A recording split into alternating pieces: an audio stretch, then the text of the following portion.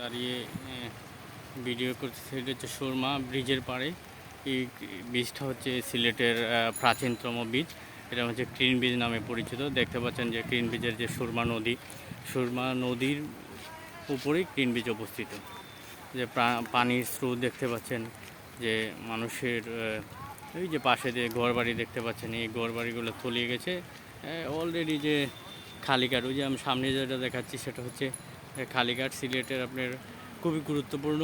এটা একটা আড়ত, চালের আড়ত এবং বিভিন্ন রকমের আড়তদার এখানে, এগুলো তলিয়ে গেছে। আর আপনারা যদি আরেকটু দেখায় যে ওই ক্রিন ব্রিজের পাশে হচ্ছে সার্কিট হাউস, এই যে দেখতে পাচ্ছেন সিলেট সার্কিট হাউস। আসলে আমি যে নদীটি দাঁড়িয়ে আছি সেটা হচ্ছে সুরমা নদী। এই সুরমা নদী অলরেডি সাবেক পররাষ্ট্রমন্ত্রী মাননীয় আব্দুল মমিন সাহেব এটার বরাদ্দ দিয়েছিলেন। কিছু অংশের কাজ হয়েছে এবং কিছু অংশের কাজ বন্ধ রয়েছে। তো এটা একটা ফ্যাক্ট, বন্যা যে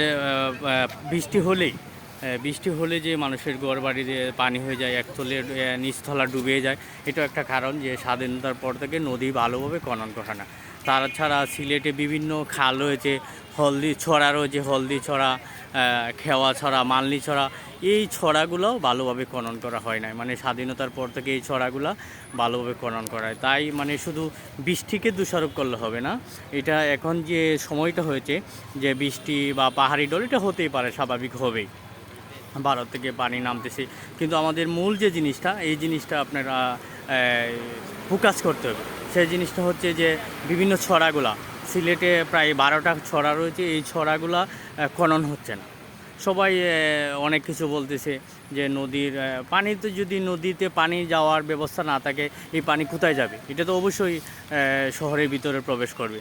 তাই আমি যে জিনিসটা আপনাদেরকে ফোকাস করতে চাইছি, সিলেটের সর্বস্তরের, দেশ বিদেশে যারা আছেন সর্বস্তরের মানুষ এক হতে হবে এবং এখান থেকে উদ্ধারের পথ খুঁজে বের করতে হবে। তার একমাত্র পথ হচ্ছে যেটা খননের জন্য দ্রুত নদী সমস্ত সুরমা, কুশিয়ারা, এই নদীগুলো খনন করতে হবে।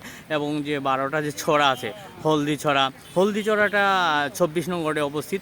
এটার কিছু কাজ হয়েছিল এবং পুরাপুরি কাজ হয় না। এবং এই হলদি ছড়াটা এখনও আমি যতটুকু জানি 2015 সালে হলদিছড়া খননের কাজ শুরু হয়েছিল। এখন অর্ধেকটা কাজ হচ্ছে, অর্ধেকটা বাকি রয়েছে।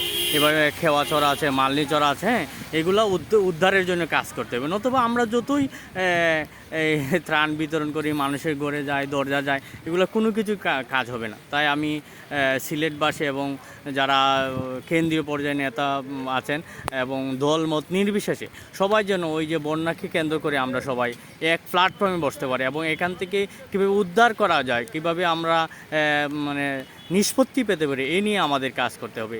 এই উদাত্ত আহ্বান জানিয়ে আমি আমার যে বক্তব্য এখানে শেষ করলাম।